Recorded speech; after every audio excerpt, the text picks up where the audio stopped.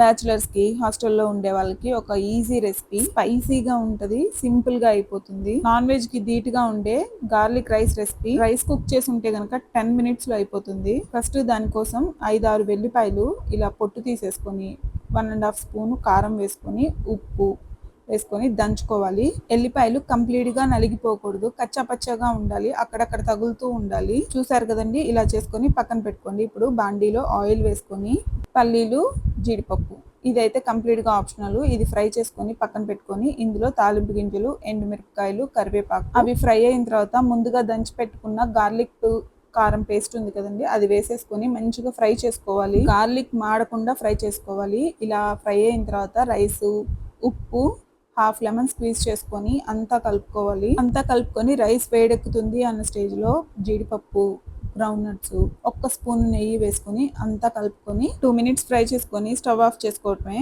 అంతే, మన garlic rice recipe అయితే రెడీ అయిపోయింది. నచ్చితే ట్రై చేసి ఎలా వచ్చిందో కమెంట్ చేయండి. ఈ వీడియో నచ్చితే like, share and subscribe to my channel. By.